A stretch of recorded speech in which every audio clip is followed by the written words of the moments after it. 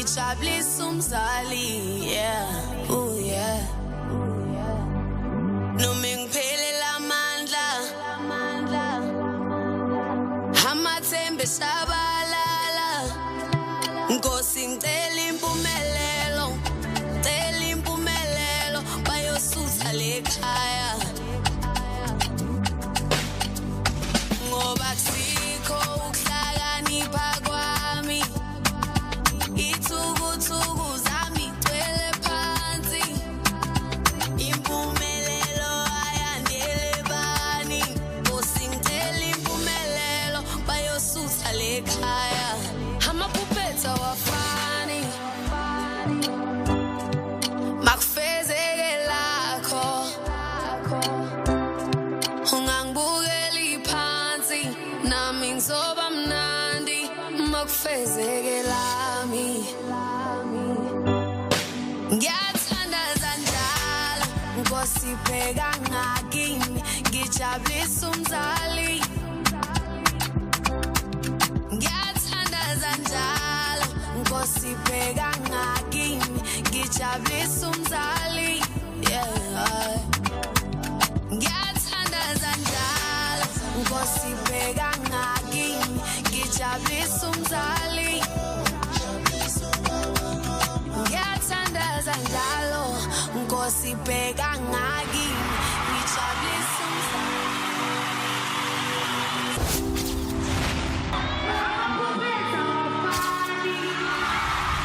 The First Lady of Mugabe Records.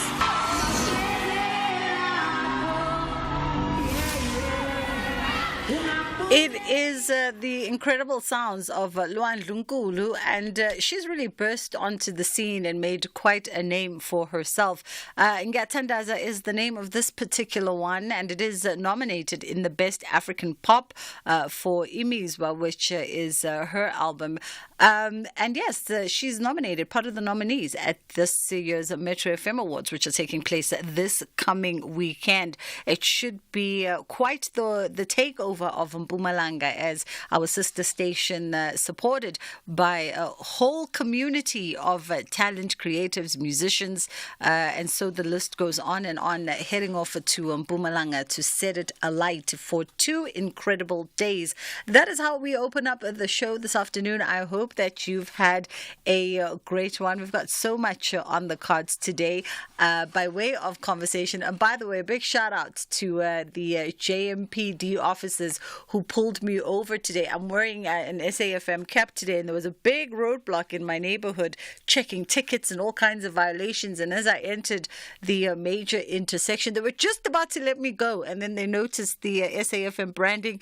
They pulled me over to the side, and they casually strolled over to me. Before I could even wind down my window, they were already saying, "Hey, Bridget, how are you doing today?" And we had a good old kiki.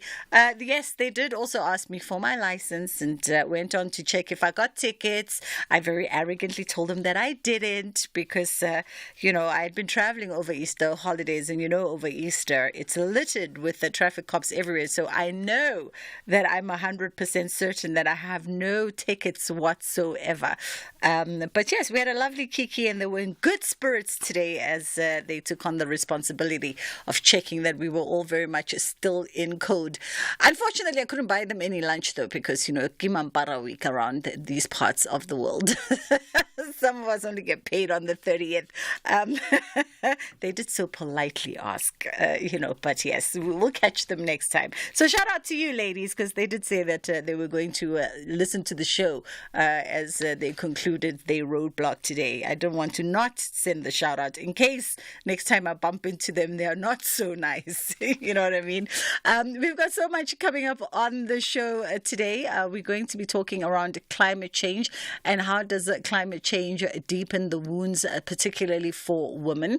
We're going to be having that conversation in just a matter of moments. We also are going to be looking at this interesting judgment. The Supreme Court of Appeal had overturned a High Court rape ruling that had been reversed from the ruling that the magistrates court has done, right? I hope you follow that. So the magistrates court had, given a verdict, a guilty verdict on a rape case. It was then taken to the High Court. The High Court then reversed the verdict of rape, and then the matter was then subsequently taken to the Supreme Court of Appeal, and then the Supreme Court of Appeal subsequently reverted back to a guilty verdict on the matter of rape. And we're going to have a conversation with some stakeholders around that one. And that's coming up in just a matter of minutes. Also coming up on the show today, hopefully we'll be able to sneak in a conversation or two around matters pertaining to arts and culture. It's just gone 1:15, 086 000 2032 is the number that you can call us on, or 061 410 4107. That is our WhatsApp line. Let's take a quick break and we'll be right back. Welcome to the SABC TV License Loyalty Program, where your payment isn't just about paying fees. It's about joining a vibrant community of connected viewers. Ready for the journey? Here's your roadmap. Sign up at sabctvlicenserewards.co.za and unlock an instant reward. You'll get an SMS to confirm your registration. Make a 50% or 100% payment to your account for a payment confirmation SMS and a promotional code. Explore our partners' product catalogs for an array of offerings. Receive an SMS voucher for your favorite outlet as the icing on the cake. Don't wait. Dive into a world of benefits. Register now at sabctvlicenserewards.co.za. T's and C's apply. Remember, TV license fees aren't just payments. They make a difference. For the first time in 30 years, the ANC is set to lose its majority. Opposition parties have united as the multi-party charter for South Africa. A strong democratic alliance with a proven track record Can anchor a new government that serves the people. But a new government that works is only possible if you vote for it. Let's unite and rescue South Africa. Vote DA. This political party advertisement was paid for by the political party concerned. The views expressed in this advertisement are those of the political party and not those of the SABC. Attention to all music lovers. The highly anticipated Metro FM Music Awards are finally here. Y'all ready? Purchase your tickets to gain access to the awards ceremony and the live concert happening on the 27th of April 2024 at Mbombela Stadium, Mpumalanga. Yo, we about to have some fun in here. You can now secure your tickets from 300 Rand at www.computicket.co.za. Yeah, man, this is a big night. With a star-studded lineup of DJs and live performances, don't miss your chance to be part of this unforgettable celebration of talent and music excellence. Come on, Mbombela, come through. Let's do this. Hashtag MMA24, Black to the Future. Metro FM, it's where you want to be. The Full Circle with Bridget Masinga, Monday to Friday, 1 to 3 p.m.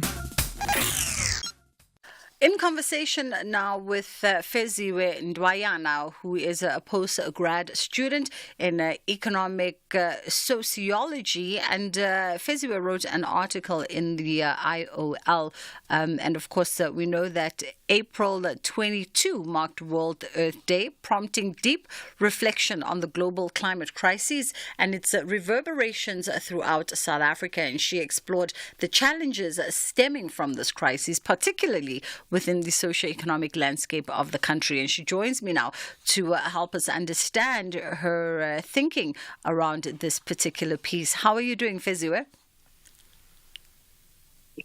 And thank you. How are you? I'm great, thank you. Thank you so much for joining us. Much appreciate the time. Let's firstly, understand from your perspective the motivation for you to wanting to take a closer look at the issues of climate change as they affect particularly, females and those who identify as women within South Africa.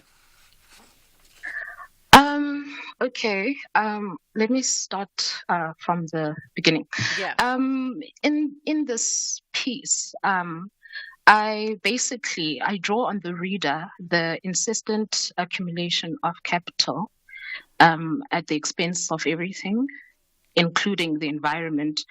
And well, another way of thinking of it is capitalism's logic of endless exponential growth that has turned human beings and the natural environment into commodities.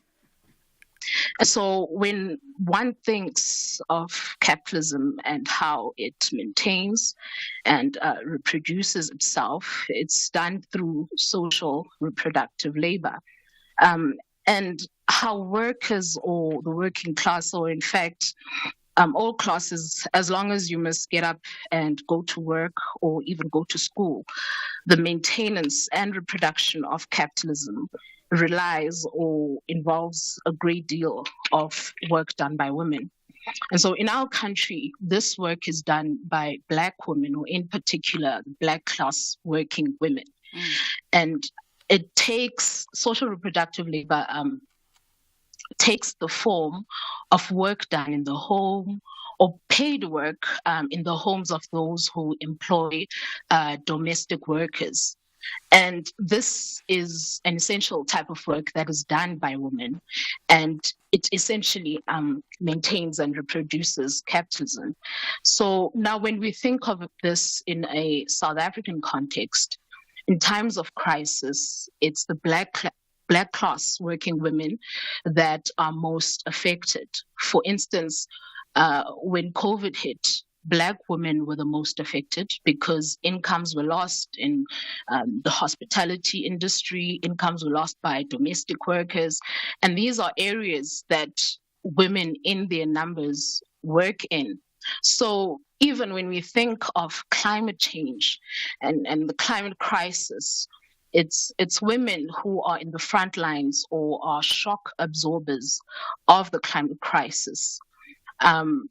For instance, if we think of droughts, when there are droughts, there's a potential of food price increases, which affect working class women. If you think of a staple food that most working class families rely on, it's maize. When the prices of maize rise, it means that there's more pressure on working class women. But also considering that in 2017, most female-headed households were among Black Africans at 43%, meaning not only does the social reproduction rest on the shoulders of women, but the income of those households rests on the shoulders of women. So last, with the floods that have occurred in KZN, I think in 2019, 2022, and last year, studies and reports show that with continued global warming, there still continues to be a risk of flooding. And these particularly affect vulnerable communities. For instance, informal settlements or people living in areas that are flood prone. So studies show that in these instances of floods, it's working class women that face the brunt of the impact of these natural disasters.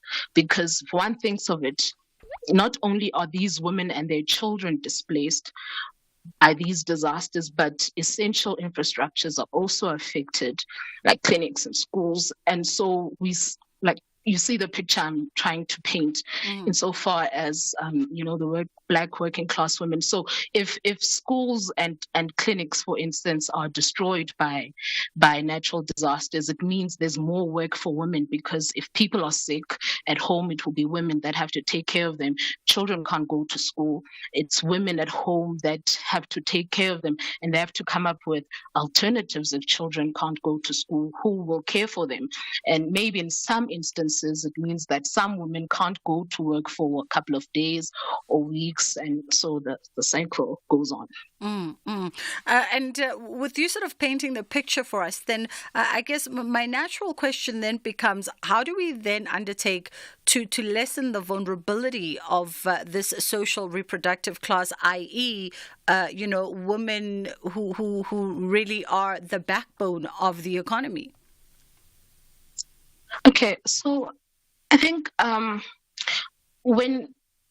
when we think about the climate crisis, right, we cannot view it in and of itself.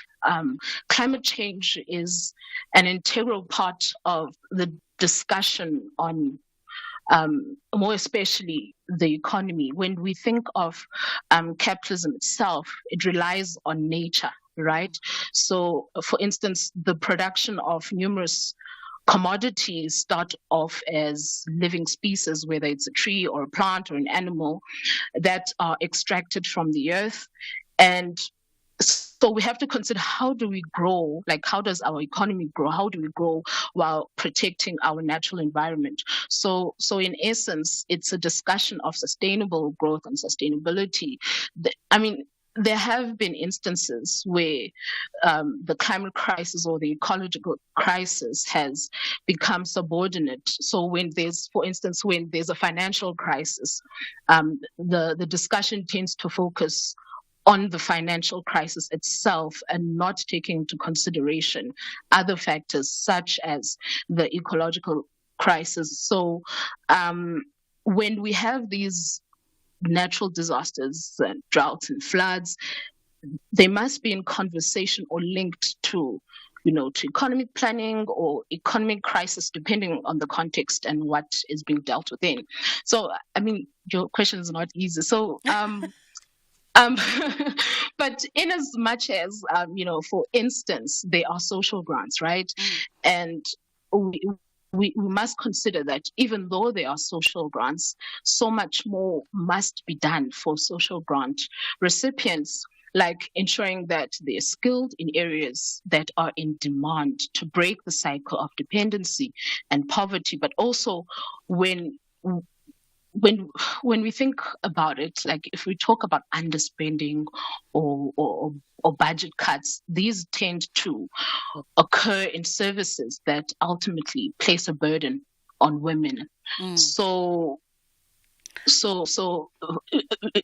if, for instance, there's a budget cut, or for instance, just as an example, on health, that means there'd be a greater burden on women, like I said earlier, because then they're most likely to care for the sick.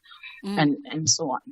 Fezziwe, let me let you catch a breath there, and we'll get into the headline news, and then we'll come back on this and look at maybe, and you posed the question of what is needed within the South African context, and maybe we can come on the other side of that and explore your thoughts around that a little bit more. Eva is standing by to bring us the headline news at past.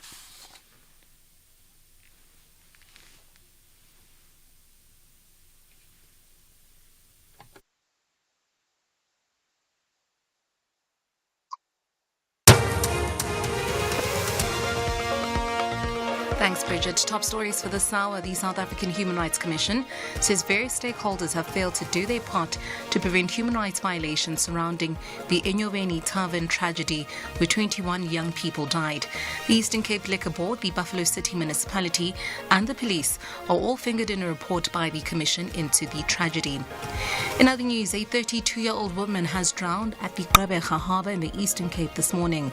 Police spokesperson Sandra Janse van Rensburg says the body was recovered and the woman's name is being withheld until her next of kin has been informed.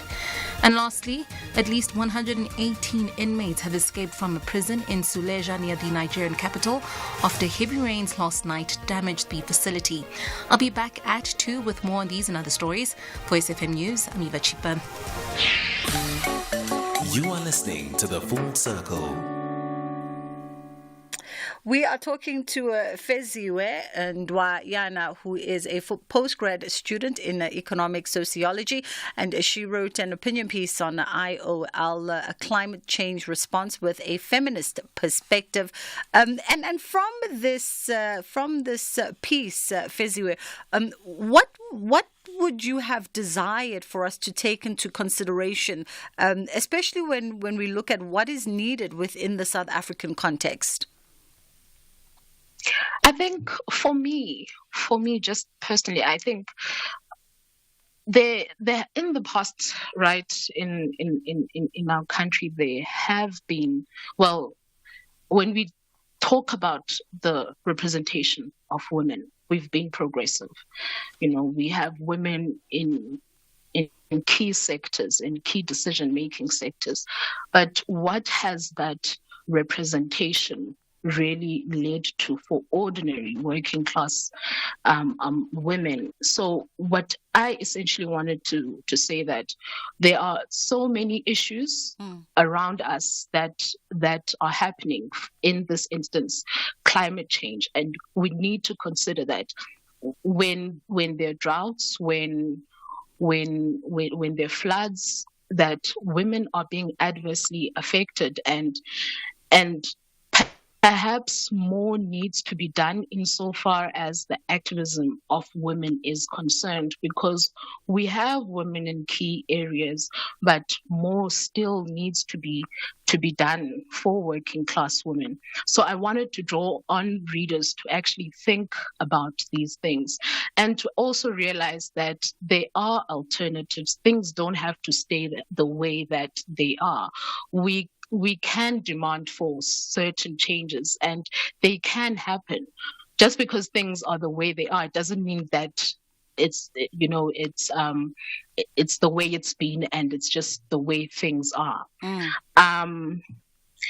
The Commission on Gender Equality, for instance, reported that there's still various socioeconomic and cultural factors that are embedded in the fabric of South African society that still perpetuate gender inequality. So now when we think of these issues that are complex and they intersect, and combined with climate disaster, they actually worsen the vulnerability of women. I don't know. Yeah, and from a policy perspective, because you also bring up the fact that policymakers have often chopped and changed free market policies, and obviously you chuckle, and obviously this is having an adverse effect on Black working class women who, as you say, who are disproportionately affected by the intensification of poverty, unemployment, and inequality. So, whenever there's financial crisis, right? Like there's an increase in jobs, and poverty is at an increase, and whatever the financial crisis is, there's never a transformative view to it. It's always another way for capitalism to reproduce itself, to change itself.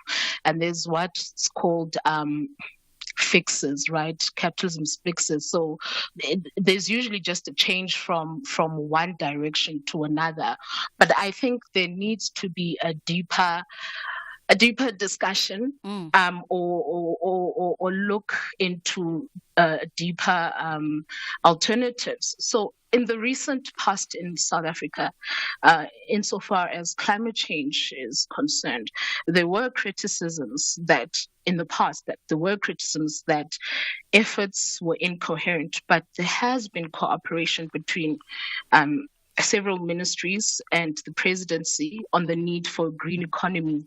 And there have been calls by government to the private sector and civil society to play a role, because government alone cannot manage and fund this transition. And also in the budget speech earlier this year, the finance minister did say Treasury is developing a climate budget tagging framework to influence policy planning and budget decisions.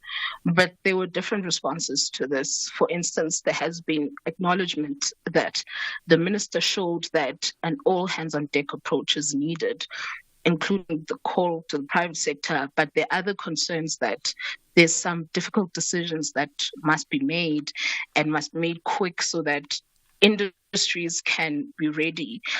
For instance, if there would be a phase out of coal in a said number of years, individuals and companies must be ready and must reposition themselves for that type of reality. You also do, though, point out in the article, and you make reference to one Jacqueline Cook, was it Jacqueline Cock? And you say that Jacqueline says that there is historic opportunity to solve it. We just need radical, transformative change in how we produce, consume, and organize our lives. Yes, because if you think of, so there are different forms of capitalism, and that's a discussion for another day.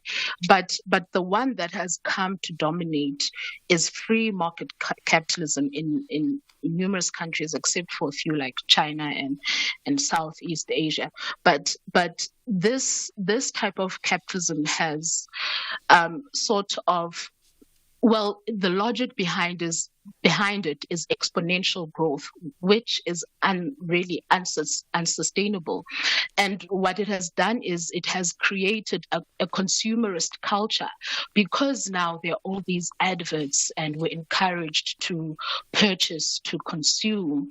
There's little thought, even from ourselves as individual, of, our consumerism, what impact it has on the environment.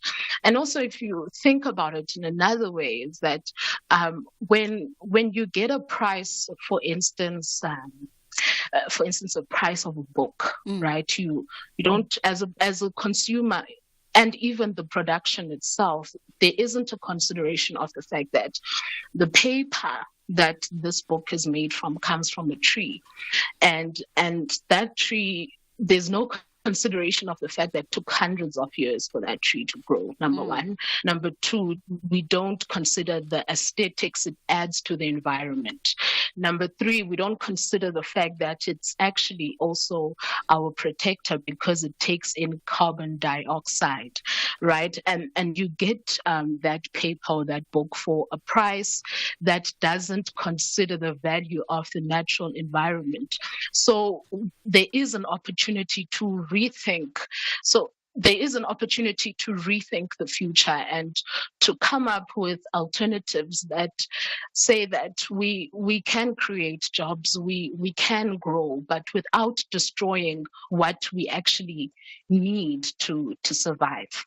And just in closing, also, you also highlight that there have been movements like, for instance, you highlight a woman-led revolution in northern Syria as a source of inspiration and perhaps a source, something for us to look at when we have a conversation about building a more just and sustainable future that has women central to the focus. Yes. So in saying that, what I was attempting to say, there are societies that have historically been male dominated, that have historically sort of had women subordinate, never mind the economy and so on, just the culture in those communities, but they have been able to push revolutions that put women in the front, that are eco-feminist. So in other words, they consider women, but they also consider the environment, as part of their priorities. And mine was to say that, in just a few years ago, there was the total shutdown, that had women from all walks of life, from different political parties, uniting behind, a call to fight against gender-based violence. So there is opportunity. It can be a reality that we can demand and see change. If it happens in other countries, it doesn't mean that because this is how things are today that they cannot change. We can have a future where we continue to have a representation of women in key sectors. But that representation can translate into the transformation of the lives of ordinary women. Feziwe, thank you so much for walking us through your piece. That was Feziwe Ndoayane, who is a postgrad student in economic sociology. And of course, that article is available for you to peruse on IOL. It's just gone 2 o'clock on the Full Circle. Let's take a quick break and then we'll come back on the other side of this. And we're going to be learning from the places that are named after the great legend Nelson Mandela through a graphic heritage. We'll find out exactly what that means from the archive and researcher at the Nelson Mandela Foundation. The Market Update, Monday to Thursday, 6 to 7 p.m. Want to stay ahead of the financial game? Join us tonight from 6 to 7 p.m. for an insightful journey through the day's market developments, financial updates, and investment news. Tune in for your daily dose of financial intelligence as we navigate the twists and turns of the financial landscape with expert insights. Only on the SAFM Market Update. SAFM Market Update with Jimmy Muyaha.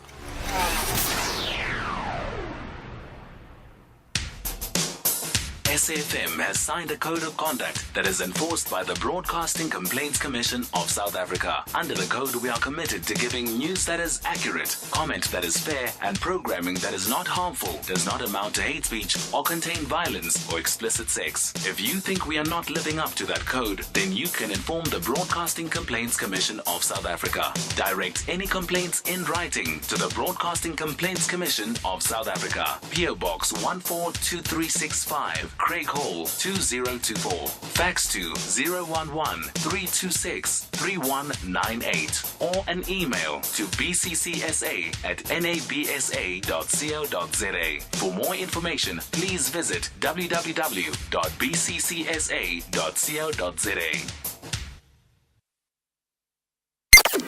Top Sport with Michael Abramson. Formula One correspondent, Prince Ndiweni. Max Verstappen getting back to winning ways in the last Grand Prix after the disappointment of Melbourne for him. The other drivers are saying that he's going to run away with it. There is something to grab onto there because remember, we haven't seen significant upgrades come to these cars. We're still within that threshold of the first 6 or 7 races of the season, and this is that window where teams generally try and push it towards the end of that 6 or 7 race duration period to actually introduce significant upgrade. And if you've seen the kind of performance Red Bull are able to pull out for that significant upgrade, it kind of tells you that it's not a great omen for those competitors. Top Sport on SAFM. Across South Africa, online and on radio. SAFM, let's talk. Here, there, and everywhere. SAFM 106.1 FM in Bombela.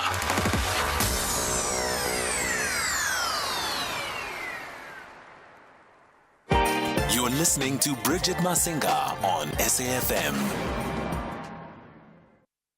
It's the Full Circle with myself, Bridget Masinga, on SAFM. And now we're going to be looking at what I think is a physical heritage exhibition that interrogates quite a bit of the late statesman Nelson Mandela's impact within not just our country, of course, but abroad as well, through historical heritage sites, and I think places that are named after the great statesman. But maybe let me stop guessing and ask someone who's thoroughly in the know. Robert Holland is joining us now, who's the principal investigator for the archive and research at the Nelson Mandela Foundation. And let me maybe start by saying good afternoon to you, Robert. How are you doing?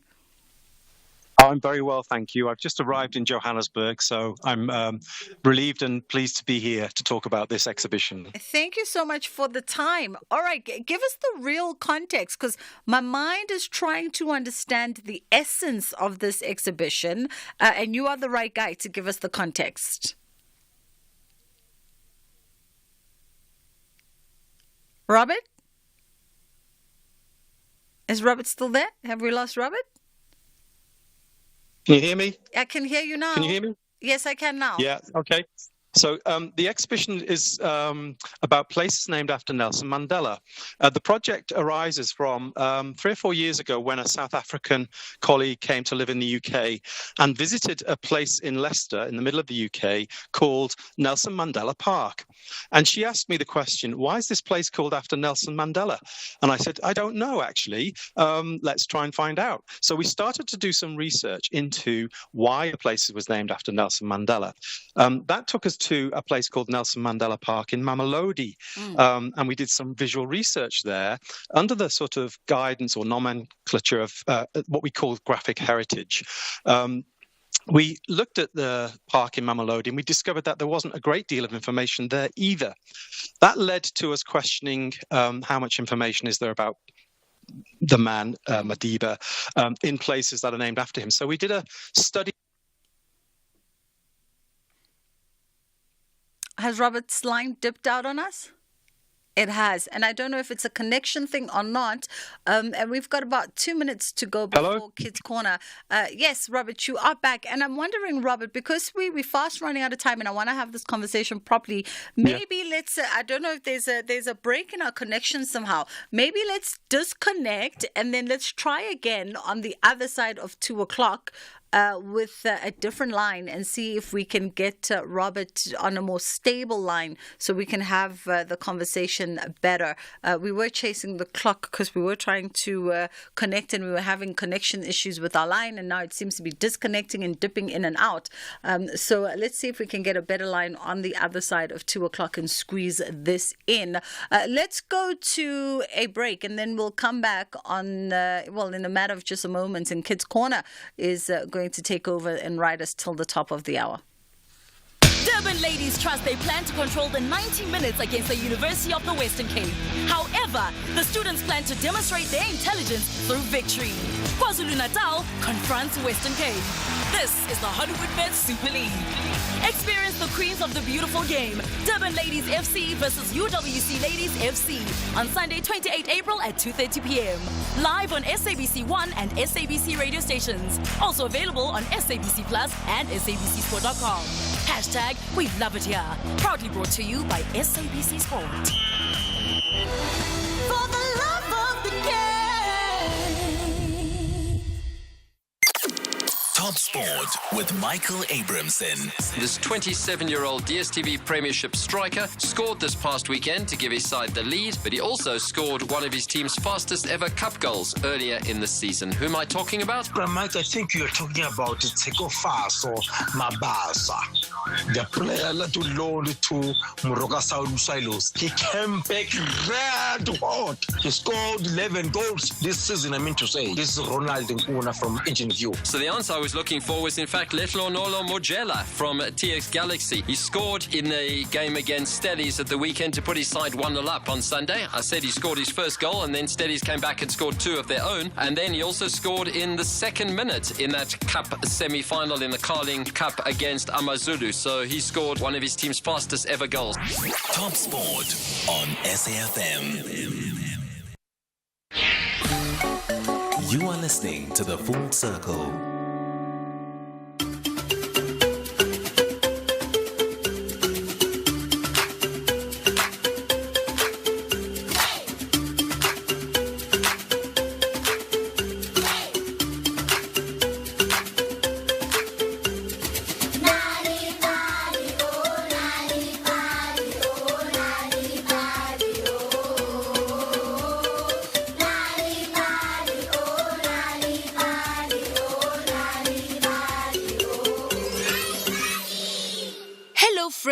And welcome to Nali Bali. People with talent are born with natural abilities well above the average for their age. Talent is visible and needs to be nurtured for it to shine even brighter.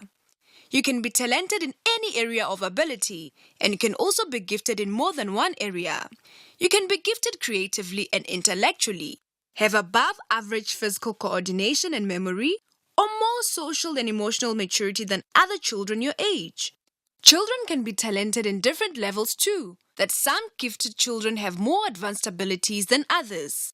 Today's story is called The Hidden Talent, written by Jackie van den Jevel. But before we listen to today's story, Let's all get up and dance!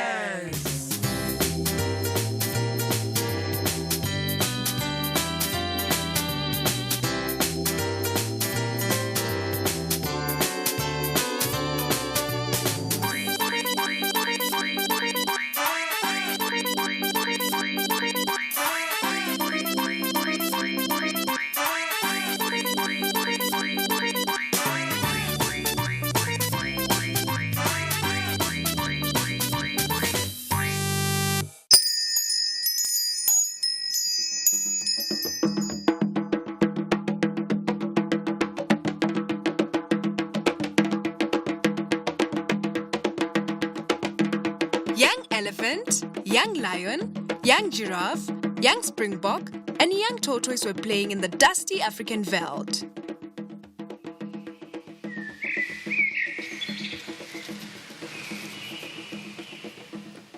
They always enjoyed spending time together and would play in the tall grass and thorny bushes, chasing each other over the giant rocks and kicking up the brown dust.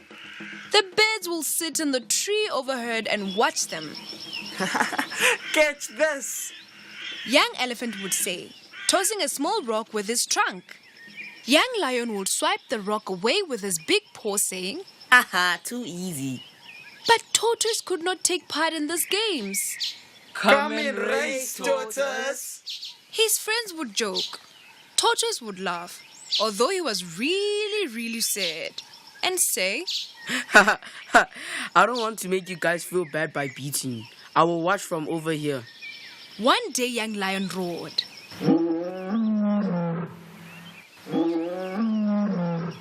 I'm so glad I'm a lion. I'll grow up to be big and strong, and I'll be the king of the entire veld. Tortoise got a fright out of that loud sound. Young elephant laughed at him and gave a loud trumpet.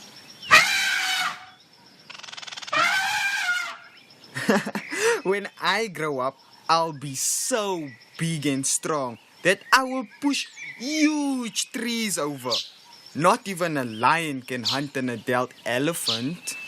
Tortoise got another fright at that loud sound, but he didn't want to show it. Young giraffe laughed at the young lion and elephant. You two are going to be so big and strong, but you can't reach the juiciest leaves on the top of the trees. Can you see over the trees to spot danger far away? Oh no, only a tall giraffe can. And he stood up and looked down at them from the top of his long neck. Tortoise struggled to look up that high. Then Springbok said, Springboks don't worry about being big, strong, or tall. We are so fast that we can get away from cheetah. And we can jump beautifully high. And Springbok gave a great big hop to show them. Tortoise was starting to feel very sad. As the animals started playfully arguing amongst themselves about who had the best talent, poor young tortoise kept quiet. I won't grow up to be big, strong, or tall. And I will certainly not be fast either. He thought. He started to feel quite sad that he didn't have a talent. He watched his friends playing and jumping and pushing over small trees and wished he was more like one of them. Later that day, the friends were heading to the waterhole when they heard a deep rumble of a rainstorm coming their way.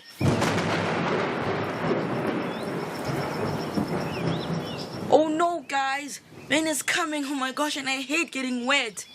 Said young lion. Oh, me too. Said young giraffe. Giraffes always struggle to find shelter because we are so tall. Yeah, guys, I think maybe we should head back to our families and start looking for shelter. Said young Springbok as the rain began to fall.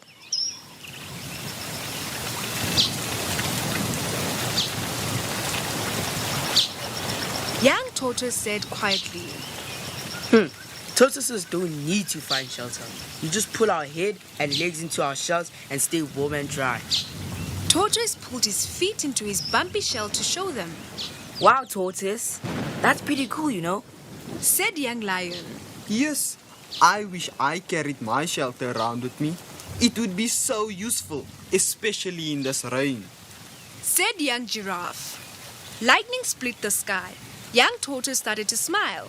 Wow, you guys really think so? Of course, that's so cool, said young Springbok.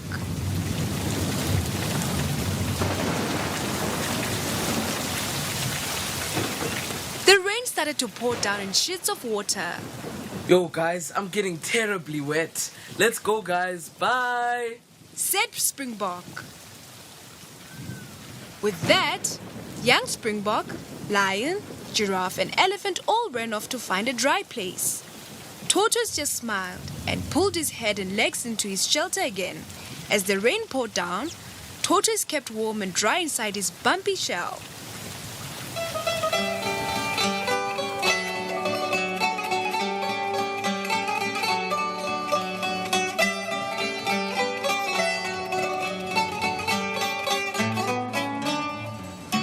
And that evening, when young Tortoise lay next to his mother looking up at the sparkling stars, he realized that even if it was hidden, he did have a very special talent after all.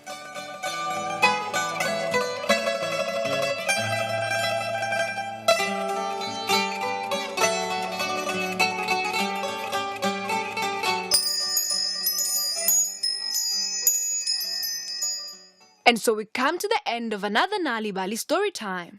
Today's story was called The Hidden Talent, written by Yaki van den Jevel. Did you know that reading and telling stories to children at home can help them do better at school? If you want free stories to read to your children or for your children to enjoy on their own, visit Nali Bali website www.nalibali.org or Mobi site www.nalibali.mobi. You'll find stories in 11 South African languages, as well as tips for reading and sharing stories with your children to grow their potential. Also look out for the bilingual Nali Bali Reading for Enjoyment supplements with great children's stories and activities available in newspapers. Nali Bali, it starts with a story. Here, there, and everywhere. SAFM 105.1 FM in Johannesburg.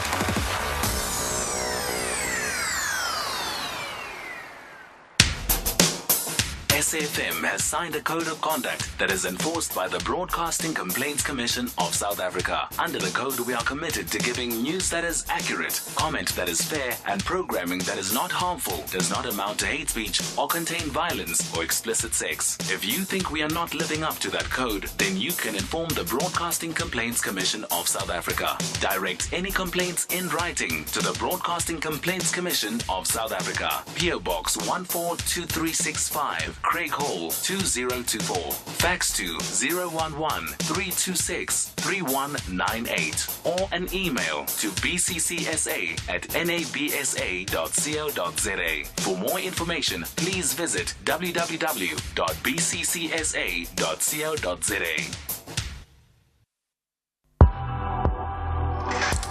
The National Pulse with Ashraf Garda. Help us understand when there's been this hashtag World War III. Is that over speculative, over dramatic or not?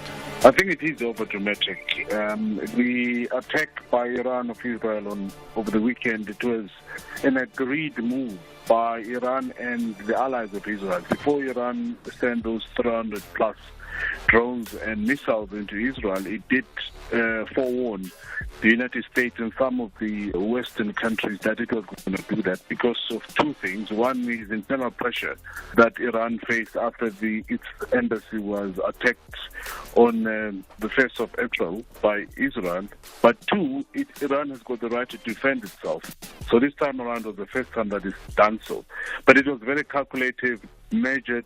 Tembisa Fagode, speaking on behalf of his position as the Senior Research Fellow at the Africa-Asia Dialogues, AfriCID.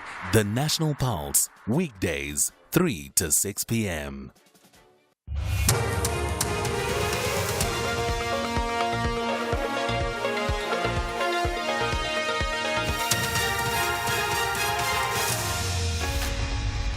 Top stories at 2. Findings into the Enyobeni Tavern tragedy released, and prisoners escape after heavy rains damage a prison in Nigeria. Good afternoon, I'm Eva Chipa. The South African Human Rights Commission says various stakeholders have failed to do their part to prevent human rights violations surrounding the Enyobeni Tavern tragedy where 21 young people died. The Eastern Cape Liquor Board, the Buffalo City Municipality and the police are all fingered in a report by the Commission into the tragedy.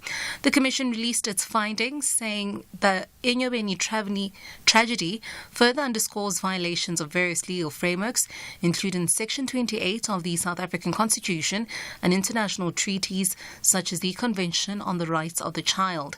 Human Rights Commissioner responsible for children, Nomahlubi Kwinana, elaborates. If there was compliance, we wouldn't be sitting here. For one, the way the structure was built, it can't be a structure that is supposed to have a tavern. And then another fact that abantwana abancane, they're not supposed to be allowed in that place, you know.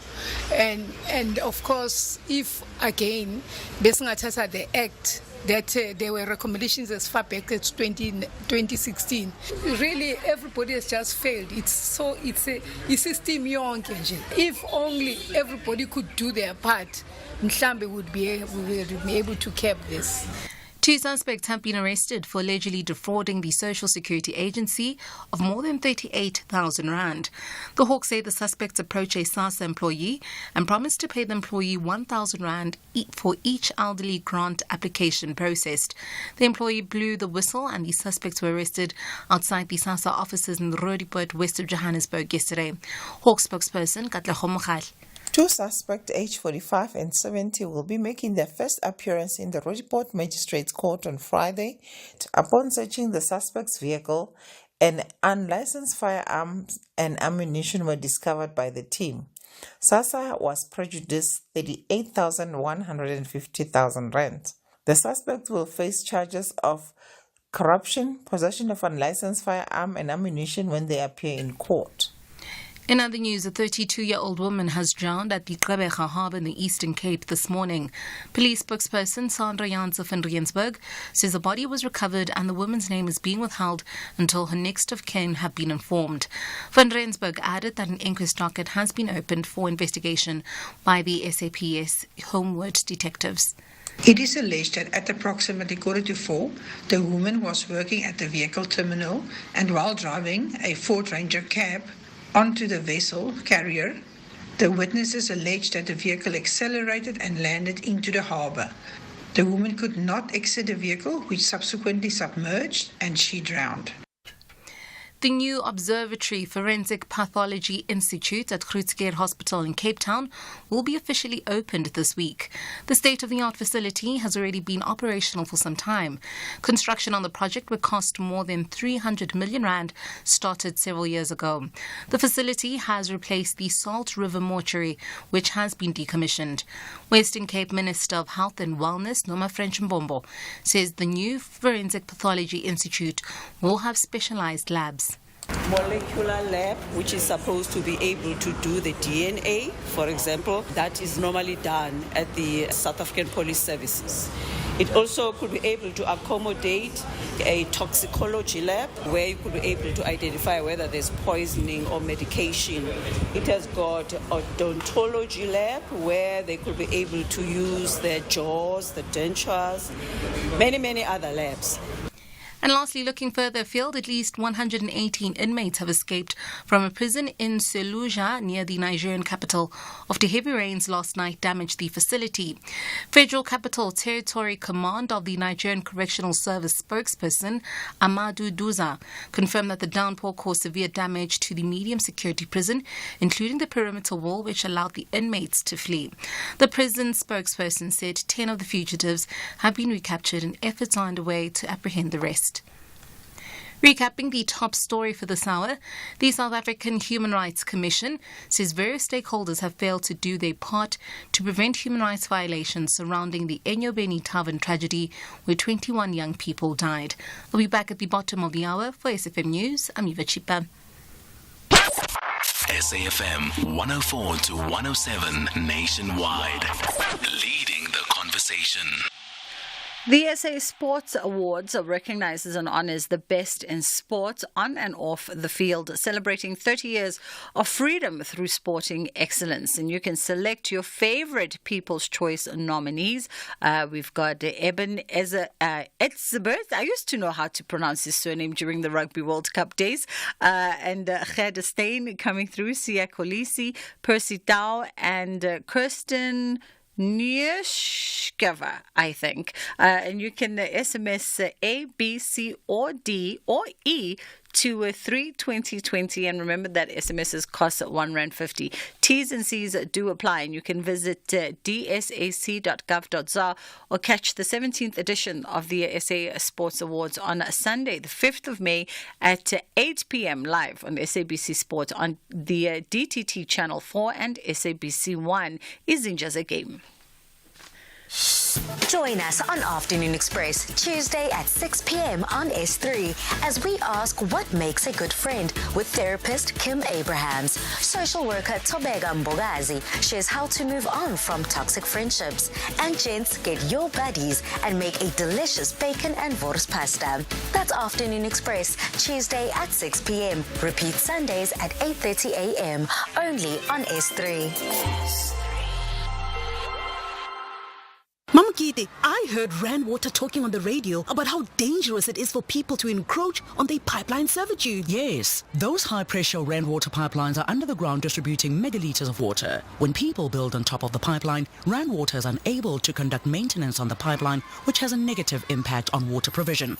Pipelines can burst without warning. People could get seriously injured or worse. Yes, people can die from a bursting pipe. That is why people need to understand that Rand Water servitude is where a Rand Water pipeline is located. If we build our houses or businesses on a Rand Water servitude, then we are encroaching on that servitude. They say if communities want to know whether they've encroached over servitudes, they should look for the Rand Water beacons. The beacons indicate the presence of Rand Water pipelines under the ground. They're rectangular, made of concrete, are painted either white or blue, and have the Rand Water logo on them. Let's take a walk around our area to see if there are any Rand Water beacons so that we can also tell the neighbors. Rand Water, celebrating 120 years of existence and still finding new ways to provide clean, portable bulk water.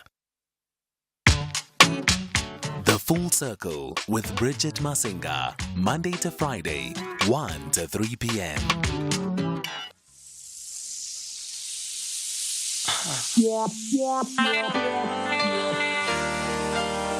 Girl, you know I want you. And I don't know what to do without you. All I know is I love you, girl. You need me too. And you need me just like I need you. And I want you, baby. You want me without you.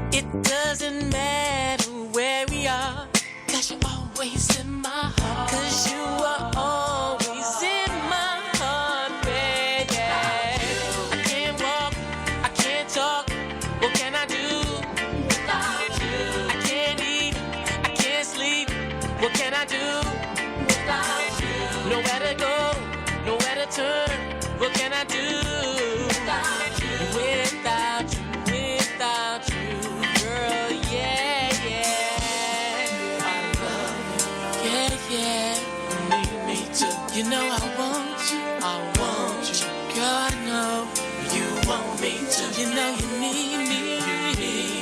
Girl, you know that I need you too. You know you love me. Girl, you know that I love you too. You know you love me. What else? There to do. You see, I love you, babe. Yeah, yeah, yeah. Need me too. You know I want you, babe. And you want me too. You know I need you, baby. And you need me too. I need you too. You know I love you, baby. And you love me too. I love you. Without you, I can't walk, I can't talk. What can I do? Without you, I can't eat, I can't sleep. What can I do? Without you, I know one day what to do, girl. Without you, girl, yeah, yeah. Without you, now I don't know which way to go, which way to turn. Without you, now I don't even know myself sometimes, baby. Without you, I'll know one day what to do, girl. Without you, girl, yeah, yeah, yeah. Yeah, yeah, yeah, yeah.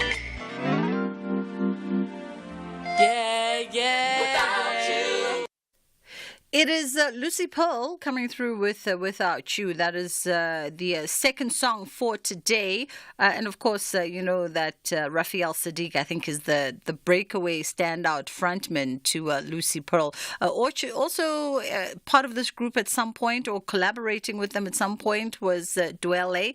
And my cameraman in studio today says, doesn't this song come from Van Morrison, you were saying? Well, inspiration from. It could be. You never know, because of, you know, who Lucy Pearl are. They sort of indulge in all kinds of music. I was quickly trying to do a quick Google search to see if maybe there's certain elements that draw, and I couldn't get there fast enough, but we'll do it on another day. That was Lucy Pearl. We're about to engage in I'm sure, quite the polarizing conversation, especially since we invite you to weigh in on your perspective on this particular one. And our lines are open on 086 000 2032. And I know some of you already called way earlier on in the show, or you can send us a voice note on 0614104107. And anytime we sort of delve around issues of rape culture and sexual violence, sexual violence against women in this country, it obviously elicits quite intense emotion. And we're having this conversation on the back of a ruling that has just happened. Let me see if we would be able to follow the case. So there was a rape case that was presented in Makanda a few years ago, of which the gentleman, Loyiso Xoko, who was the accused in this particular case, was found guilty of raping his partner by having penetrative sex, which was not the agreement. Subsequently, that ruling was then overturned by two judges at the time in a higher court in the region. And then after that, the matter was then taken on appeal, and the Supreme Court of Appeal has then reverted back to the original ruling of guilty in this matter. It's a lot to follow, but we're going to be joined in conversation shortly by two guests who were part of the case in its initial states, and of course the Women's Legal Center being the first amicus on this case initially, and Soul City also weighing in with their advocacy work at the time, and they're both going to be joining us in this conversation. Let's take a quick pause here, and then we'll come back and indulge this and try to understand what this all means, when it comes to victims, firstly, getting justice, but also what does this mean from a legal perspective as well, if, there seems to be a ping pong with the verdict of this particular case. The highly anticipated Metro FM Music Awards are finally here, and the live concert happening with a star-studded lineup of DJs and live performances. Make some beautiful noise! On the lineup, Oscar Mbo, Oskido, Dala Tuxin, Makadzi, Lamise Hallworthy, Mtunzi, Luan Drungulu, Boom Shaga, Amos, Naked DJ, and a special live performance by the internationally acclaimed Hoa Bili. You can now secure your tickets from 300 Rand at computickets.co.za. Don't miss your chance to be part of this unforgettable celebration. 27th April at Mbombela Stadium, Mpumalanga. #MMA24. Black to the future. Metro FM. It's where you want to be. Get to Dis-Chem pharmacies for best buys for the whole family. Save R19.99 when you buy 2 Pampers Premium Care Nappies value packs for R499.99. Get assorted Nestle 250-gram Cerelac baby cereal for just R42.99. Buy any 4 110ml Squish 100% puree pouches for R50 and save R11.96. Valid until 12 May at Dis-Chem pharmacies. Better health starts here. Nali bitsola ka ke bonolo mo aghi di bantse mbarke Miss B morara Miss T mo ahludi the Bonnie P Bonbon, and we'll be now playing Kena on Mondays at 4:30. The day has changed but the time slot hasn't. So if you're interested in news that's happening with us kids and our peers around the world, don't forget to tune in. See you there.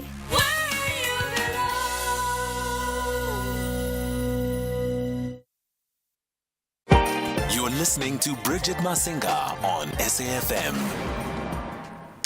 Okay, so we're joined now by Bronwyn Pithi, who is a lawyer at the Women's Legal Center and head of Violence Against Women's program. We're also going to be joined later on in the show by Soul City, and we're going to try and understand, the merits of this case and what this all means moving forward. Good afternoon to you, Bronwyn. How are you doing today? Good, thanks. Thanks very much for having the Women's Legal Center on your program for this very important judgment. Thank you so much for taking the time. Much appreciated. As we were trying to understand just the history of this particular case, perhaps you can just give us a snapshot, for us to follow as to what had initially transpired, and what then subsequently happened with the higher court and what has now happened with the Supreme Court. Sure, I'll try. As you said in your introduction just before the advert break, it is rather complicated and it's been quite a long road. And I actually just first want to pay tribute to the complainants, the victim survivor in this matter, who really has been on a roller coaster in terms of initially securing a conviction in the magistrates court or the regional court, only for it to be overturned in the High Court, and now in the Supreme Court it has reverted back to the judgment from the regional court, which we're very, very happy about. So I just really want to pay tribute to her and to the many survivors and victims of sexual violence in our country. As briefly as I can, and maybe not that necessary at the moment to go into the facts of the matter, but what this case involved really was an intimate partner situation. We had 2 people, the complainants and the accused. And if it's okay with you, I'm just going to keep with the complainants and the accused in terms of referring to those 2 parties. Sure. The complainants and the accused were in an intimate relationship, but had agreed previously that they would not engage in sexual intercourse. And that was a very important aspect of the case, in the sense that the complainant had had insisted and had received the assurance of the accused that they would not engage in sexual intercourse. And I'm going to draw the distinction between oral sex and then sexual intercourse, which would be penetrative sex, vaginal penetrative sex. Mm-hmm. So as briefly as I can, that was the agreement, and they landed up spending an evening together where they consensually engaged in various acts of sexual activity, which was consensual on the part of both of the parties. But even during that interaction, the complainant was very clear that she did not want to engage in sexual intercourse, and on a number of occasions indicated that, and received the assurance of, yet again, the accused, that that was not his intention and that was not where it was going. Mm-hmm. A little bit fast forward to her consenting, basically in her evidence saying she wasn't that comfortable, but certainly not indicating at any stage that she was that uncomfortable engaging in oral sex, the complainant thereafter made it very clear that she did not want to go any further than that. Unfortunately for her, the accused ignored that, and following from the oral sex, he began to penetrate her vaginally with his penis, at which stage the complainant made it clear again that she did not want to be doing this by trying to push him away, as well as indicating that she was being hurt by him. The magistrate in the regional court believed the complainant. In fact, he actually viewed the accused's testimony with caution, or not with caution. He didn't think that he was a reliable witness, and found against him, and found him guilty of rape and sentenced him to a period of time of imprisonment. He then approached the High Court and appealed the matter, and the judges in the High Court basically reinterpreted the evidence, even though they were not the trial court. And in a nutshell, really what the High Court said was that because the complainant had consented to various acts of sexual interaction between the two of them, the accused, based on the non-verbal and non-clear resistance by the complainant, that the accused then the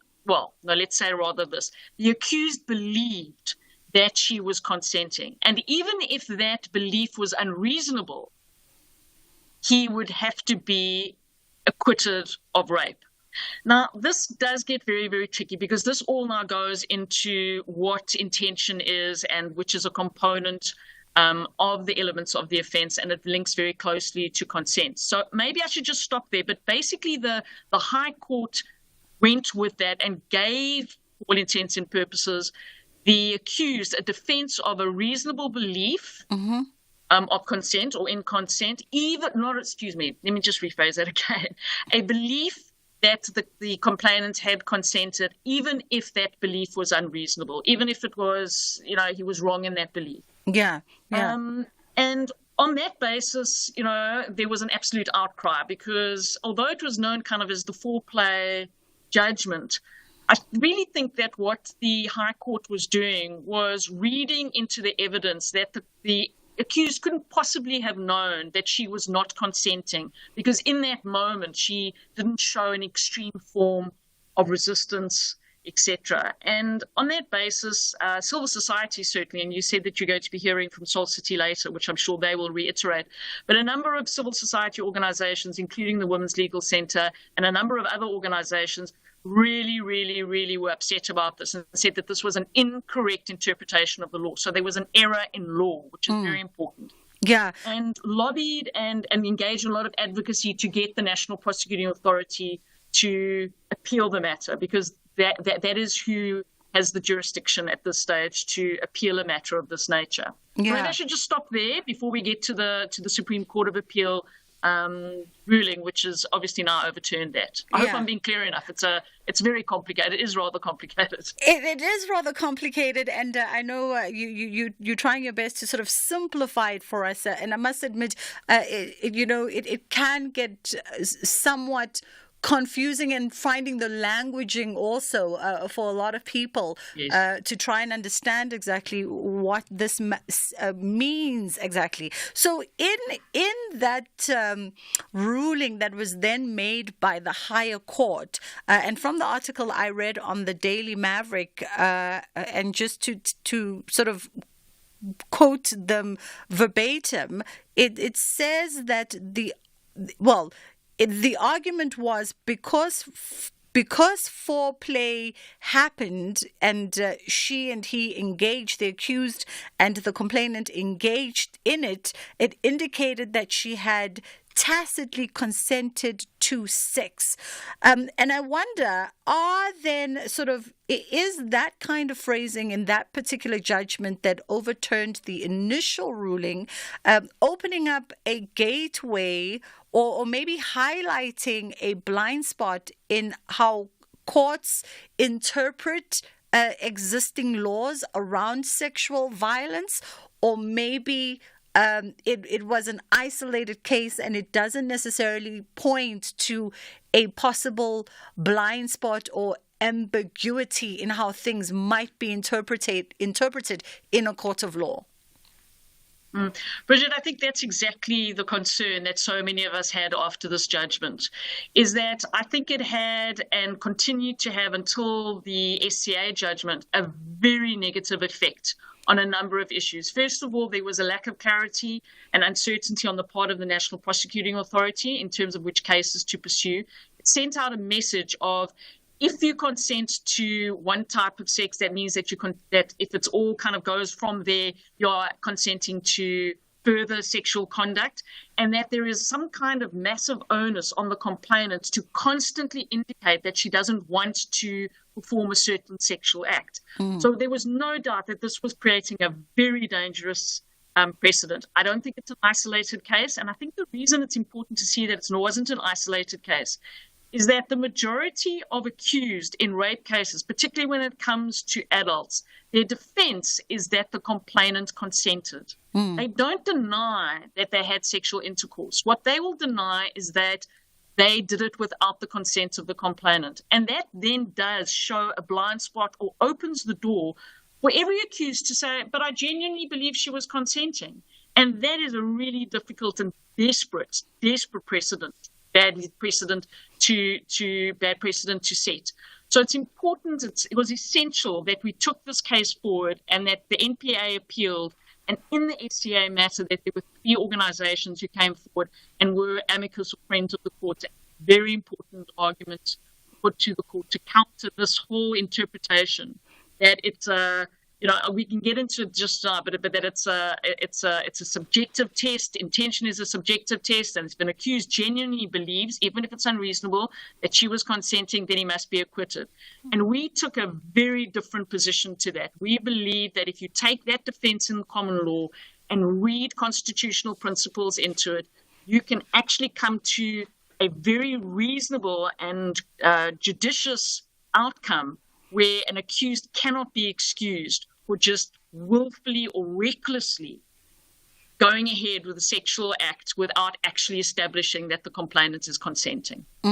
086 000 2032. We'd love to know your perspective of this, or you can send us your thoughts on 061 410 4107. That is our WhatsApp line as we try and weave our way through this judgment by the Supreme Court and what this means for victims of rape and sexual violence. And also, I guess, on the flip side, what this means for those accused, of rape and sexual violence, because there's 2 entities that are constantly at play at any point in time when we engage the legal system. And we'd love to know what you are thinking around this. And as we try to understand, as you can obviously hear, that I'm trying to really understand all the merits and the nuances of this case and what it means for current and future victims. 086 000 2032 is the number that you can call us on, or 061 410 4107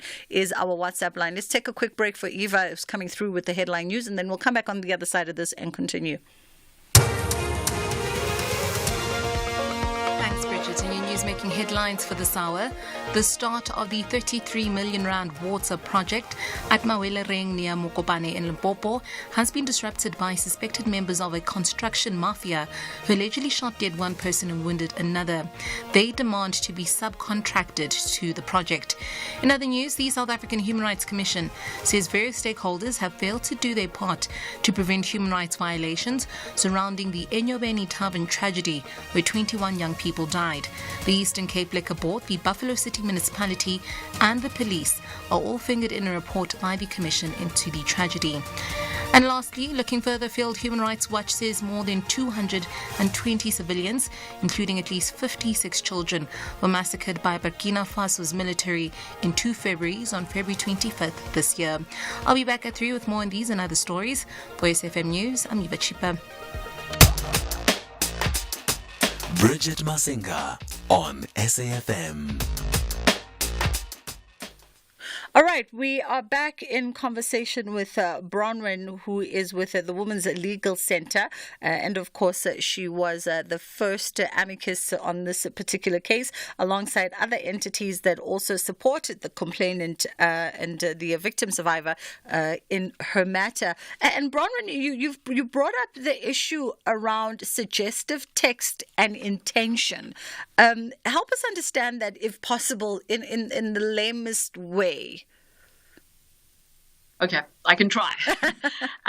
Because I thought, no, it's not an indictment on anyone understanding the law. Unfortunately, it's a bit of an indictment on the law that it's so complicated to understand.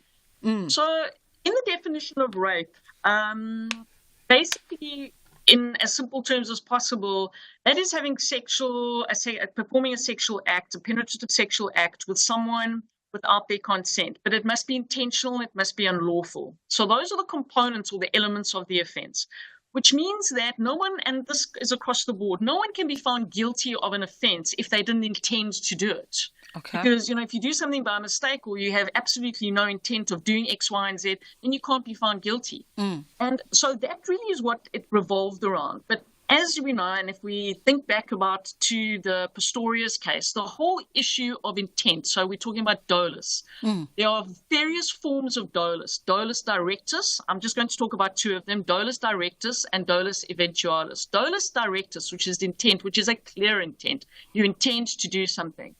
Dolus eventualis, however, is a little bit different, and that was what was covered a lot in the Pistorius case, what we built on, and we believe now it does actually apply, thanks to the ACA judgment, to rape cases, where if an accused intends, well, let's put it this way, if an accused performs an act where he may believe that the complainant would not be consenting because of the facts surrounding the matter, if he foresees the possibility that she may not be consenting based on the facts, then he has dolus eventualis, in the sense that he foresaw the possibility that she may not be consenting, but he proceeded nonetheless. He proceeded recklessly. He didn't care what the consequences were.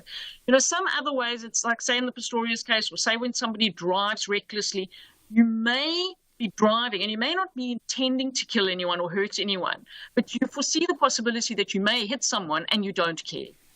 In this case, given the facts surrounding it, that she had so many times clarified that she did not want to be involved in a sexual, intimate situation of sexual intercourse, those facts, although it is a subjective test, did the accused subjectively intend to rape her, he must have foreseen the possibility that she did not consent because of the facts around it. And so the court very, very explicitly and in a lot of detail applied the test of dolus eventualis, which is what the Women's Legal Center argued predominantly. That was the nature of our arguments, that we believe the principles of dolus eventualis, as applied to criminal law, must now also apply to the elements in a rape case. So I hope that's quite clear. It's basically, if given the surrounding circumstances, the objective facts, if an accused can honestly say that he could not foresee that she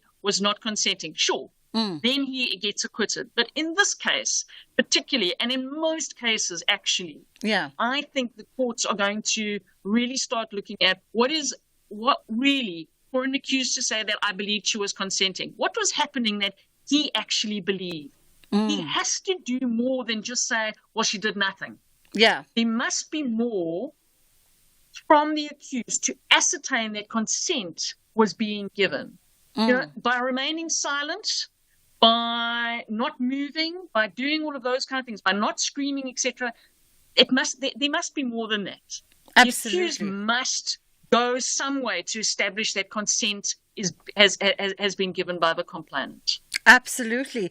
We are having a conversation trying to understand this ruling, or the revert back to the original ruling by the the Supreme Court rather, in this very important case. I just want to say we've just received a message, TG. I see your message on WhatsApp. We are having a conversation around rape culture, and of course this very important rape case in the country and the judgment around it, and all the proper languaging is being used. Unfortunately, there is no other word for sexual intercourse that we can substitute it with. So if you do have children that you feel that should not be in the room as we talk around sexual violence, rape, as well as the merits of this case, then the proper thing for you to do would be to remove your children from the room so that they do not hear this conversation. But we are adhering to all the respectful and proper terms as we indulge this conversation, and it's a very important conversation that needs to be had indeed. All right, so as we continue, we do have some voice notes as well as some callers, and I want to try to get to them in the little bit of time that we do have. Should we just go to calls? So our program managers come in and disrupted the flow of thinking in that side of the world. Okay, Bronwyn, let's go to what is the implication of this SCA judgment, and what does that do sort of for future cases in this category, rape and of course sexual violence? I think it's an incredible development, and really the Women's Legal Centre welcomes the judgment and commends the SCA for giving an incredibly insightful and sensitive judgment in the sense that they really have understood the dynamics, the lived realities of so many women and children who face sexual violence in this country. I think it has clarified the law and will send a very clear message both to the lower courts as well to as accused persons that this flimsy excuse of believing that a complainant consents will just not be tolerated anymore. And that's a legal principle. It's a reality. It's based on the reality of women's experiences. So I think it's going to go a long way. And I think it's very important to also indicate that this was a unanimous decision by the Supreme Court of Appeal. There were no dissenting judgments.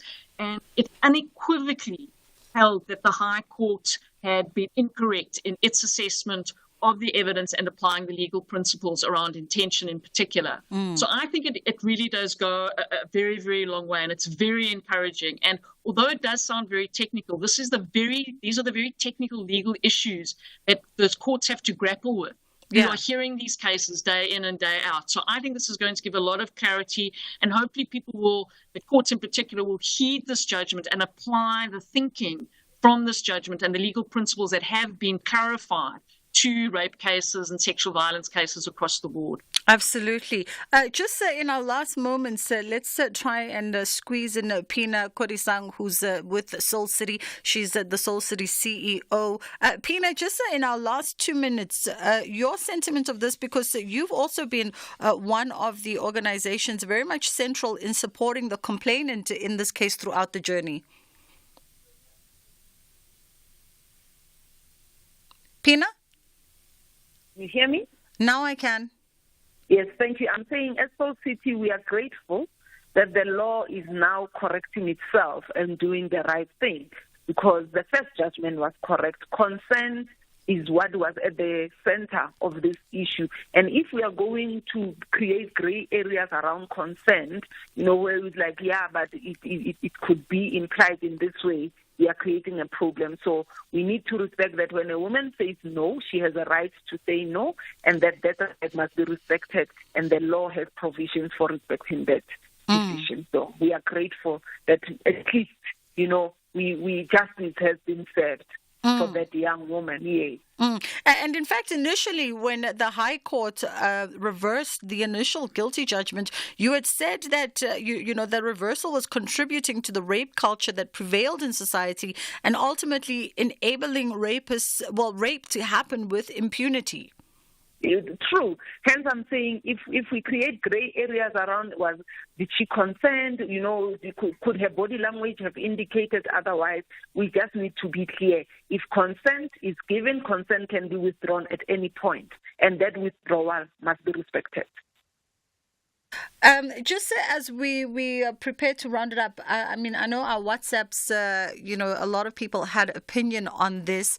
And I would love to jump to them on our WhatsApp line before we wrap up the conversation. And it's very important, I think, also just from a victims and complaints perspective, for them to also understand that the law is very much on their side, or the law is very much on the right side of the story when it comes to matters of rape and sexual violence. I'll throw it to you, Bronwyn. I agree with you. And I think that the power of the judgment, I know a lot of people won't have an opportunity to read the judgment, but if they were just to read the beginning of the judgment, you will see the concern that the SCA shows around the plight of women and children and sexual violence in this country. And it recognizes that, once again, violence is a barrier to equality, which is a constitutional right, and that women need to be believed, and that a misinterpretation, a convenient misinterpretation of someone's body language, as our colleague from the Soul City says, is simply not going to be tolerated anymore. And I think the leadership from the courts, from the SCA in this matter, has been exceptional. And once again, we really do welcome the judgment and hope that it will make a difference to women's experiences in the courts, that this issue around consent and the so-called did she consent, didn't she consent, can really be dealt with more clearly by the lower courts as well, who are hearing most of these cases. Pina, any final sentiments from you as we wrap it up? I think I'll just, again reiterate, every person has a right to say no. And even if I agreed in the beginning, I can withdraw my yes and say no, and you need to respect that no without, trying to make me feel that now, you created this excitement and now you're withdrawing it. I have a right to withdraw it at any point. Absolutely. Ladies, I appreciate the time this afternoon and for helping us understand this particular case. It's just gone 22. Let's pause it there. We'll come back on the other side of this, and Ashraf will let us know what's coming up on this afternoon's show. Durban ladies trust they plan to control the 90 minutes against the University of the Western Cape. However, the students plan to demonstrate their intelligence through victory. KwaZulu-Natal confronts Western Cape. This is the Hollywoodbet Super League. Experience the queens of the beautiful game, Durban Ladies FC versus UWC Ladies FC, on Sunday, 28 April at 2:30 p.m. Live on SABC1 and SABC radio stations. Also available on SABC Plus and SABCSport.com. Hashtag we love it here. Proudly brought to you by SABC Sport. For the love of the game. You are listening to The Full Circle. How are you doing? I'm well. Oh, okay. Yes, I am. What's coming up today? How are you doing? I must mimic you now. I'm great. That's good, yeah. Well, I'll tell you what, we got a hectic show today, and let me tell you why. Firstly, we'll chat to Frank Chikani, the Reverend, about, listen to my words, the rebirth of the anti-apartheid movement. Okay? That's point one. Number two, we'll talk about understanding the campus protests that are taking place widespread now in the USA in support of the Palestinians, right? Number three, we ask questions about Thabo Mbeki, and he's now campaigning for the ANC. And number four, in our election monitor feature after 5 o'clock, we have a guest for about 45 minutes every Thursday, Musi Maimane. So that's it. So basically what I'm saying, fingers on the pulse, no reason for anyone to switch off. They've got like 3 hours, days of our lives. Look at him dating himself. Yeah. Fantastic. Lots on the agenda today. Looking forward to hearing what Musi Maimane is saying. He's always, getting heat on Twitter, especially in the recent month or so, where people are saying, tell us more.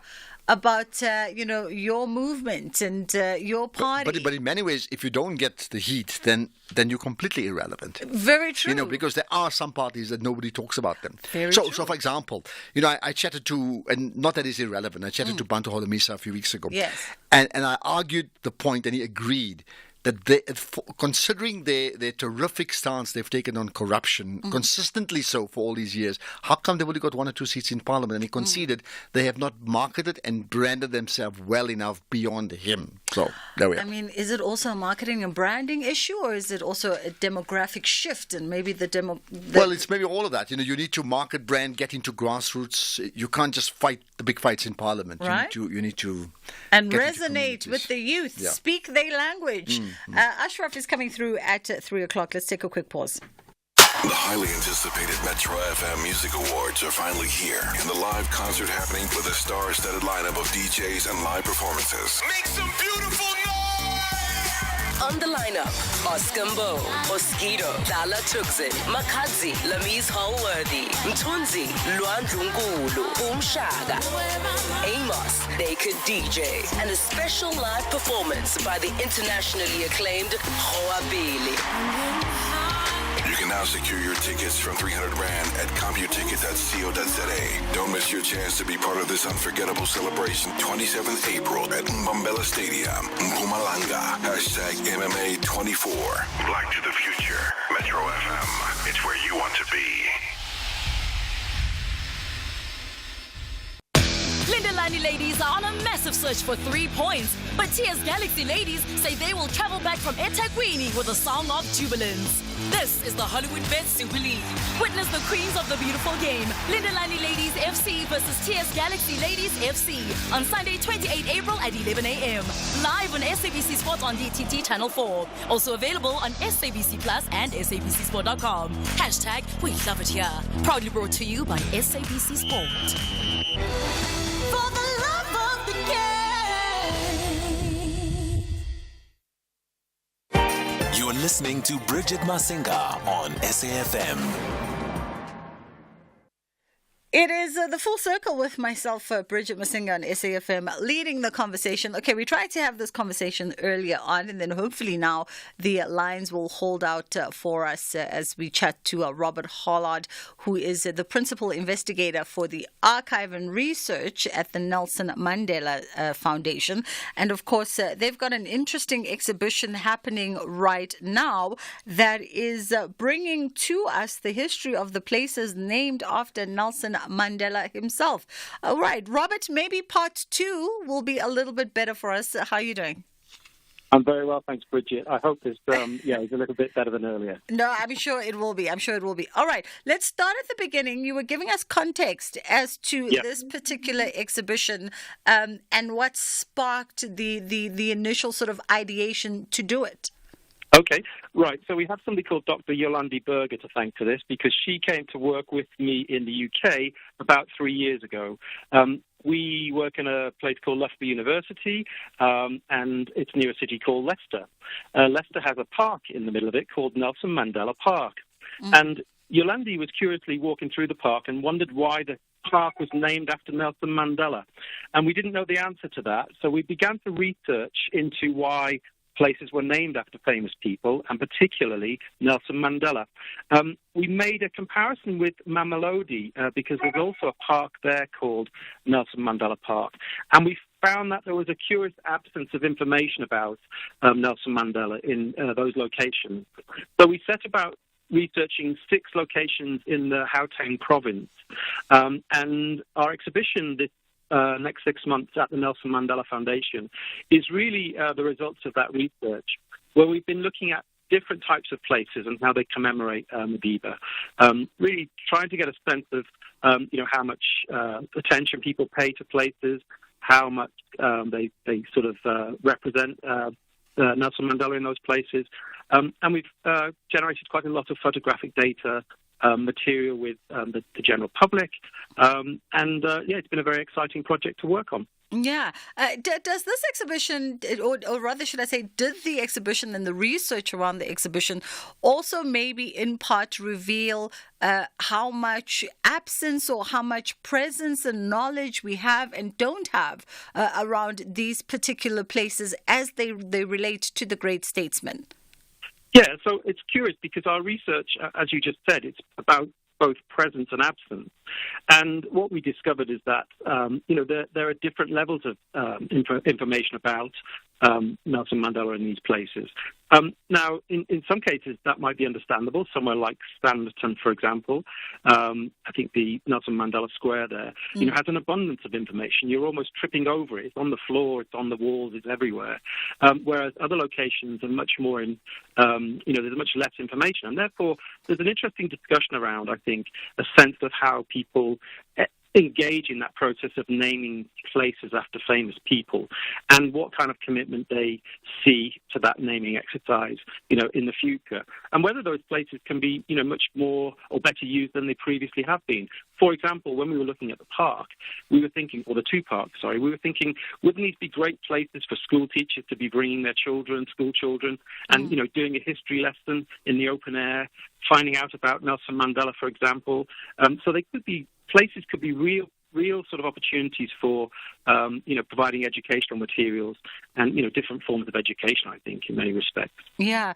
This also, I guess, begs the question. Someone might say, okay, now that we've got this exhibition that highlights these graphic heritage sites and brings more information around the statesman, some might go, looking into the future, how many more places should or could be named after Nelson Mandela? Or have we now reached the cap of honoring him by naming things after him? I think that's a really interesting question because even Nelson Mandela Foundation haven't got a full sort of knowledge about exactly how many places around the world are named after Nelson Mandela. But you could also multiply that and say that about any famous person. You could say it about, Martin Luther King, about Gandhi, about even people like Muhammad Ali. So we think there's some really interesting questions to explore there and to establish a sense of just how widespread this phenomena is, I think is one of the sort of early stages of actually identifying, what kind of opportunities it presents.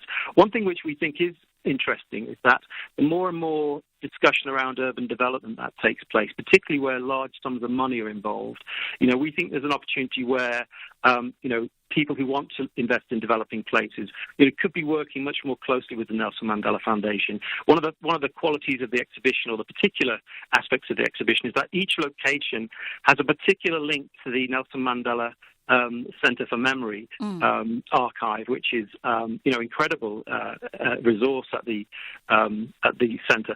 So we're really interested in that sense of how people can have a little bit more interest in the sort of creative opportunities that there might be to use the resources of the archive, for example, and how that might inform the way places are represented in the name of Nelson Mandela in the future.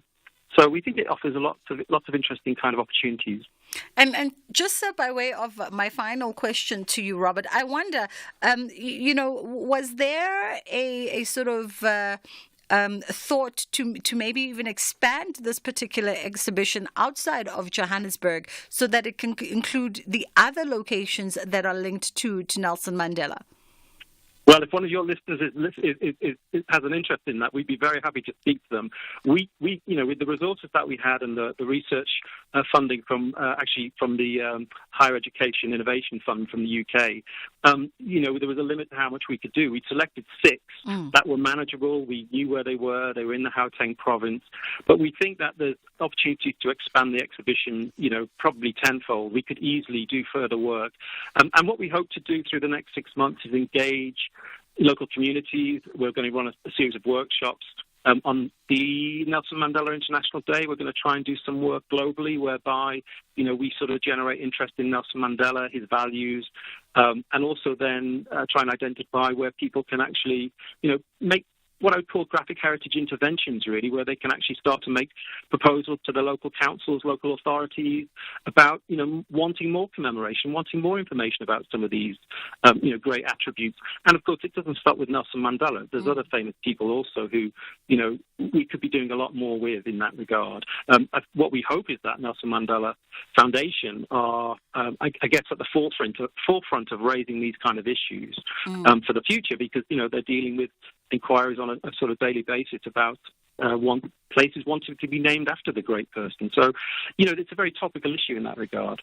Absolutely. Robert Hollard, we thank you for giving us the time, the second time around.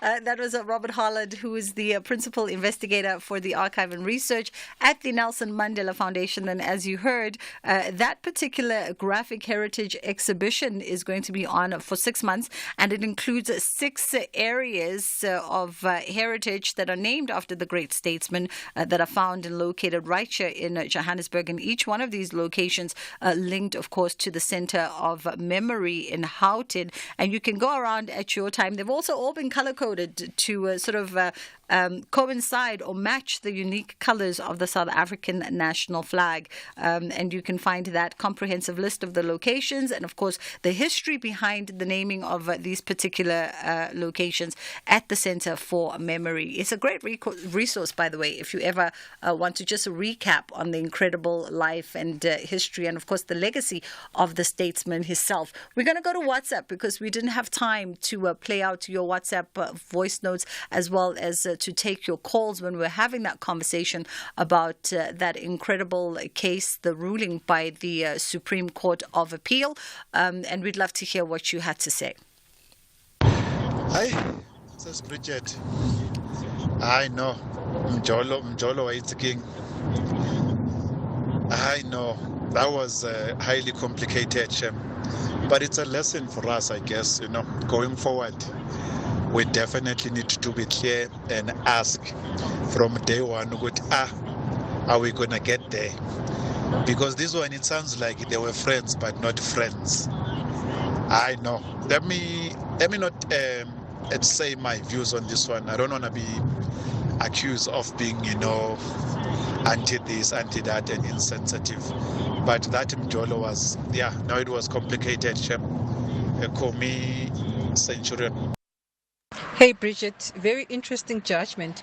And the previous court made it seem as if, as a woman, there are different stages where you can say no, and there's a stage in a sexual action where you are no longer allowed to say no. Now it's you have committed and azishe. No. And we're very grateful for the overturn of that judgment. Thanks, it's Bongi here. Good afternoon, Bridget. This is Nanlabana from Omzimkulu. On this case here, I'm neutral, but I would like to know a few things. These people were in a relationship or just friends, number one. Number two, and these people, this act of sexual has been happening at a place where they were living both, or the lady used to visit a guy, or a guy used to visit a lady. Why I'm asking this? If they agreed upon that there's no any penetration in this relationship, and this guy has been doing this for a couple of times, and the lady still give herself available to this guy, then can you also see that this lady was also exposing herself to this abuse? Hi, Bridget. It's Dumzi from Cape Town. I find this case quite bizarre. It's as if the courts might as well legislate against what foreplay is, what's the limit of sex. In my opinion, all sexual acts should be grouped as one, such that once you have engaged in a sexual act, it's either illegal sexual activity or legal sexual activity. It can't be that you are engaging partially, but the other part is illegal and the other part is legal. Once you have entered into those sexual activities, it's either it's legal or illegal. What happens after that should be classified as consent if you consented initially, and illegal if you did not consent. Yeah, all right. Interesting perspectives they're coming through from you guys. It is a pity that we couldn't, because there was so much for us to try and to understand. And of course, whenever our practitioners are breaking down legalese for us, it takes a little bit longer in the conversation as they try to simplify the English for us so that we can understand it, and also framing my own thoughts so that I can also track the conversation and come back with follow-ups. And so it ate all of our time in just trying to understand where we started, where we went to, where we are at now, and what it all means. But at least we've opened up the gateway of conversation for you and your circle of friends. We thank you so much always for being a part of our show, and we'll see you tomorrow, inshallah, God willing.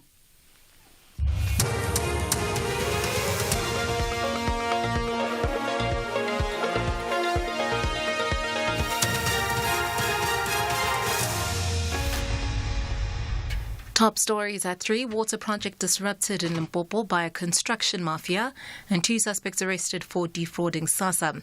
Good afternoon, I'm Eva Chipa. The start of the 33 million rand water project